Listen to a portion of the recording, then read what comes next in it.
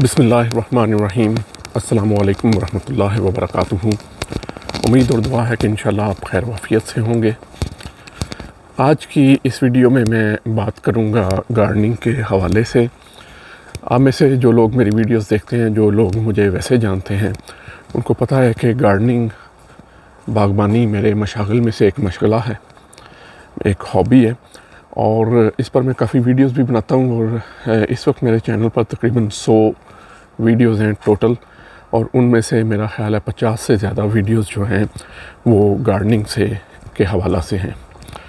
जब मैं कोई वीडियो अपलोड करता हूँ या जब मैं कोई सब्ज़ी किसी दोस्त के साथ शेयर करता हूँ, तो उस वक़्त मुझे लोग अक्सर औक़ात बहुत सारे सवालात पूछते हैं। मसलन जो लोग पाकिस्तान में हैं वो मेरे से ये पूछते हैं कि ये जो जगह है जहाँ आप ये गार्डनिंग करते हैं, ये क्या जगह है? क्या ये आपके घर का हिस्सा है या ये कोई अलग से आपने प्लॉट लिया हुआ है? और यहाँ पे जो लोकल लोग हैं जिनको इस चीज़ का पता है, वो मेरे से दूसरी नौइयत के सवालात पूछते हैं।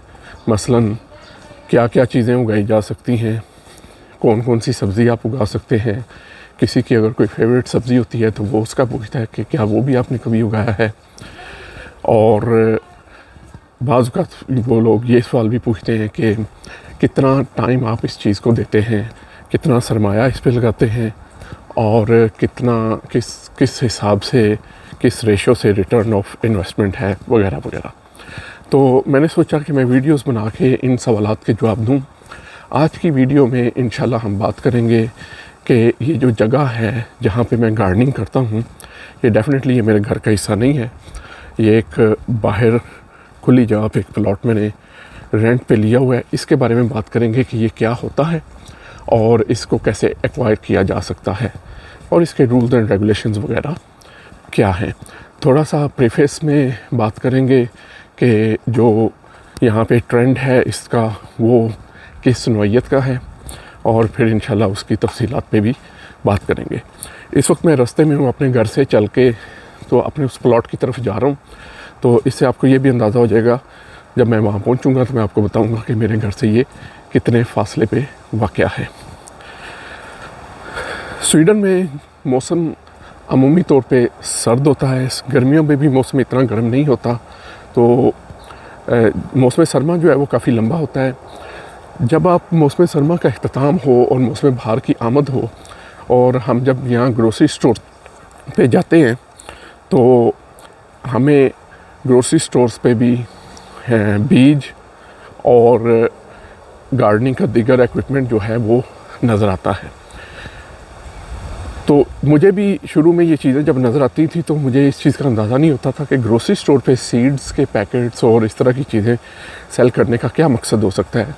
तो ग्रेजुअली मुझे ये अंदाज़ा हुआ कि यहाँ के लोग गार्डनिंग को बहुत पसंद करते हैं और तकरीबन हर शख्स ही कुछ ना कुछ ग्रो करता है शौक़ के लिए। ज़रूरी नहीं कि वो अपने खाने की ज़रूरत पूरी करता हो। ज़्यादातर आबादी अपार्टमेंट्स में रहती है। अपार्टमेंट्स में रहने वाले लोगों के पास जगह नहीं होती इतनी कि वो बड़े पैमाने पर गार्डनिंग कर सकें, तो अपनी बालकनीज़ में टमाटर का एक आध पौधा लगा लिया या चिली का प्लांट्स लगा लिए या कोई और इस तरह की स्पाइसेस वगैरह जो हैं वो लगा लेते हैं।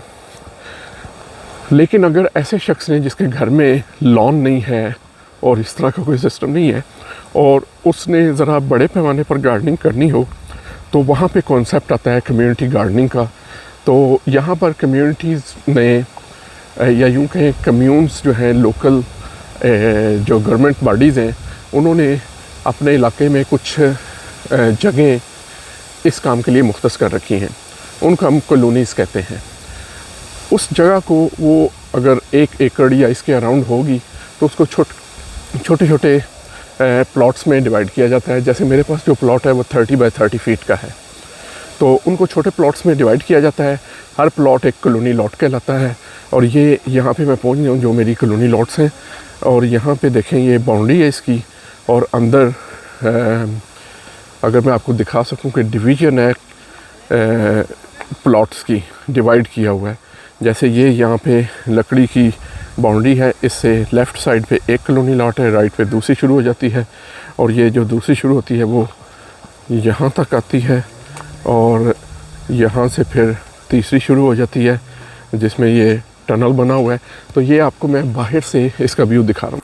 तो कॉलोनी लॉट का कॉन्सेप्ट सिर्फ ग्रोइंग का नहीं है, इसका कॉन्सेप्ट मुझे जो समझ आया है वो एक कम्युनिटी को डेवलप करने का भी है। फॉर एग्ज़ाम्पल, साल में 2 दफ़ा हमारा एक कॉमन इवेंट होता है, उसको हम सफाई का इवेंट कहते हैं। एक वो सीज़न यानी मौसम गर्मा के इब्तिदा में होता है, शुरू होने से पहले, और एक वो सीज़न के अख्ताम पे यानी मौसम सरमा से पहले जब ख़ज़ां आती है तो उस वक्त होता है। तो उस इवेंट में क्या होता है कि आप, जैसे मेरे पास कॉलोनी लॉट है, तो मैंने देखा है कि लोग फैमिलीज़ के साथ आते हैं, जो यूजुअली फैमिलीज़ नहीं भी अगर आती तो वो नियरेस्ट फैमिली यानी पेरेंट्स को लेके आते हैं या बच्चों को लेके आते हैं। तो उसमें हम आमतौर पे कॉमन एरियाज़ जो है उनकी सफाई करते हैं। जैसे ये मेन रोड है हमारी एंट्रेंस वाली, तो फिर इसके अंदर जैसे अब मैं आपको दिखाऊं, ये साइड्स पे ऊग्रेस हम इसको स्वीडिश में कहते हैं, लेकिन ये जड़ी बूटियाँ हैं, वीड्स हैं, ये निकली हैं। तो हम इस मेन जो रोड है, मेन एंट्रेंस जो है, इसको सारे मिल के साफ़ करते हैं। इसी तरह मैं आपको दिखाता हूँ कि यहाँ पे ये अब ये वाली एंट्रेंस है जिसके दोनों साइड पे कॉलोनीज़ हैं, तो इसमें भी देखें ये कितनी ग्रास होगी हुई है। तो इसको हम साफ़ करते हैं, और इसके एंड पे हमने गार्बेज, बेसिकली गार्बेज नहीं इसको कहा जा सकता, सिर्फ लकड़ी फेंकने की इजाज़त है। अगर आपका लकड़ी का कोई इक्विपमेंट है तो ख़राब हो गया, वो वहाँ फेंक सकते हैं। तो उसको भी उन दिनों में हम लकड़ी को असेंबल करके तो समटाइम्स उसको आग लगाते हैं। और इसी तरह वहाँ पे जितनी जड़ी बूटी आप अपनी लॉट से निकालते हैं वो सारी को वहाँ एक ढेरी है उस पर फेंकते हैं। तो हम उन कॉमन डेज़ पे उनको भी सब मिल के ऑर्गेनाइज़ करते हैं। तो बेसिकली हाँ, और तीसरी जो सबसे इम्पोर्टेंट चीज़ हम उस कॉमन डेज़ पे करते हैं, उन पे हम यहाँ पे कॉमन ग्रिल होती है और एक फेस्टिवल का सा समा होता है। तो बेसिकली ये मैं ये कह सकता हूँ कि ये कॉन्सेप्ट सिर्फ ग्रोइंग का नहीं है बल्कि कम्युनिटी डेवलपमेंट का है। और जब हम सीज़न के स्टार्ट में इकट्ठे होते हैं तो बहुत सारे लोग आपस में सीड्स एक्सचेंज करते हैं और नर्सरी एक्सचेंज भी करते हैं। तो ये थोड़ा सा तारुफ था कि कॉलोनी लॉट का कॉन्सेप्ट है क्या। अब हम बात करते हैं इस पे कि यहाँ पे और क्या क्या चीज़ें जो हैं वो हम अमूमी तौर पे इसके साथ एसोसिएटेड हैं। ये कॉलोनी लॉट जो है, इसके जो मेंबर्स हैं यानी जिनके पास यहाँ पे प्लॉट्स हैं, उनकी एक एसोसिएशन बनती है और वो एक कॉन्स्टिट्यूशन के तहत काम करती है।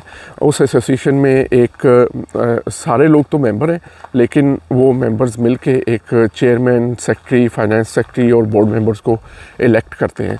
और फिर वो जो बोर्ड मेंबर्स वगैरह होते हैं वो इन सारी एक्टिविटीज़ की ओवरऑल टेक केयर करते हैं। अब ये हमारे पास यहाँ पे एक स्तूगा बना हुआ है, इसके अंदर कॉमन जो हमारी इक्विपमेंट है वो पड़ा हुआ है। जैसे ग्रास काटने वाली जो मशीन है वो यहाँ से हम बारो कर सकते हैं। ठीक है, तो ये कि हम क्या क्या ग्रो कर सकते हैं इसके ऊपर इंशाल्लाह एक अलहदा से वीडियो बनाऊंगा मैं। ख़ास तौर पे पाकिस्तानी जो मेरे दोस्त हैं वो अक्सर मुझे सवाल पूछते हैं कि और क्या क्या ग्रो हो सकता है, तो उस पर इंशाल्लाह एक अलहदा वीडियो बनेगी। अभी मैं आपको ये बता दूं कि कुछ हमारे यहाँ पे रूल्स हैं जो कि डिफरेंट होंगे दीगर कॉलोनी लॉट से जो स्टॉकहोम में किसी और जगह पे होंगी। मसलन हमारे रूल ये है कि आप अपनी कॉलोनी लॉट के अंदर एक पर्टिकुलर एरिया जो कि 2 स्क्वायर मीटर तक है जिसको आप कवर कर सकते हैं। जैसे मैंने ये बनाया हुआ है ग्रीन हाउस, बाकी आप फुल उसको कवर नहीं कर सकते, यानी बड़े बड़े ग्रीन हाउस उसके अंदर नहीं बना सकते। और दूसरा यहाँ पे कॉन्सेप्ट ये है या रिक्वायरमेंट ये है कि आपने अपनी कॉलोनी लॉट को साफ़ रखना है, ताकि ये ना हो कि आप सिर्फ उगा रहे हैं बल्कि वो खूबसूरत भी लगनी चाहिए। और 2 वजह से साफ़ रखना है। एक वजह तो ये है कि अगर आप साफ़ नहीं रखेंगे तो वहाँ पे ग्रास या वीड्स उगेंगी और उनके सीड जो हैं वो उड़ उड़ के आपके पड़ोसियों को तंग करेंगे। जैसे ये मेरे नेबर हैं, ये इस साल इन्होंने किसी वजह से ये काम नहीं कर सके यहाँ पे, तो इन्होंने एटलीस्ट ये किया कि इन्होंने सारी ज़मीन खोद दी ताकि यहाँ पे वीड्स ना उगें। अभी अगर जब इन्होंने नहीं खोदी थी तो यहाँ बहुत ज़्यादा ग्रास उगी हुई थी जो कि ख़राब करती है आपके नेबर्स को भी। तो एक तो ये चीज़ थी। दूसरी चीज़ ये है कि आपने इसको यहाँ पे कुछ ना कुछ उगाना भी है। अगर आप 2-3 सीज़न मुसलसल नहीं कुछ उगाते तो डेफ़िनेटली यहाँ पे वो चाहेंगे कि कोई ऐसा बंदा आ जाए जो यहाँ पे कुछ उगाए भी, ठीक है। तो वो बाज़ औक़ात आपको वार्निंग्स वगैरह भी हमारी जो एसोसिएशन है वो देगी इसके मामले में। तो ये 2-3 चीज़ें जो हैं इम्पोर्टेंट हैं इसके बारे में जानने के लिए कि आप ऐसे नहीं कर सकते कि कॉलोनी लॉट आप एक्वायर तो करें लेकिन आप उसमें काम ना करें। अच्छा, अब मैं जो असल जिस काम के लिए मैं ये वीडियो बना रहा था वो ये थी कि इसको एक्वायर कैसे किया जा सकता है। अच्छा, तो ये चीज़ ज़हन में रखते हुए अगर आप कॉलोनी लॉट लेने में इंटरेस्टेड हैं तो वैसे तो हर कॉलोनी लॉट का अपना एक तरीक़ाकार होगा, लेकिन हमारी कॉलोनी लॉट का तरीक़ाकार ये है, मैं इंशाल्लाह नीचे कमेंट्स में ईमेल एड्रेस शेयर कर दूंगा कि हम अपने जो एसोसिएशन है उसको ईमेल करते हैं, तो इस तरह से हम उस क्यू में लग जाते हैं जिसमें और भी लोग होंगे।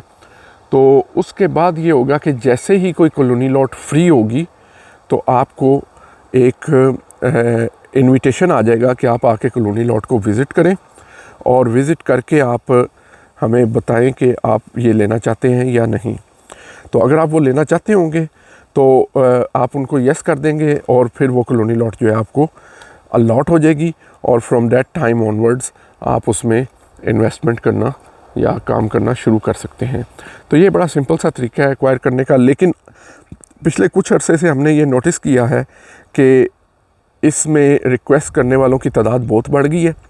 तो उस हिसाब से अब काफ़ी टाइम लगता है कॉलोनी लॉट एक्वायर करने में अगर आप इंटरेस्टेड हो। तो अगर आपको ये भी लगता है कि आपने अगले 2-3 साल बाद शुरू करना है तो अभी से उसकी क्यू में आप अपने आप को रजिस्टर करवा लें। तो ये एक मुख्तसर सा तारुफ था। इंशाल्लाह इस चीज़ पे बाद में बात करेंगे एक और वीलॉग में कि कौन कौन सी चीज़ें हम यहाँ पे उगा सकते हैं और बड़ी तफसील से मैं वो वीलॉग बनाऊँगा ताकि आपको अंदाज़ा हो कि क्या क्या उगाया जा सकता है। और फिर हर चीज़ के ऊपर मेरी अलग से वीडियोज़ हैं कि उसके लिए हम क्या क्या रिक्वायरमेंट होती है एक पर्टिकुलर सब्ज़ी को ग्रो करने के लिए। इसके साथ ही हमें आप इजाज़त दें। अगली वीडियो तक के लिए अपने अज़ीज़ व अक़ारिब अहले खाना का ख्याल रखिए। अल्लाह हाफ़िज़।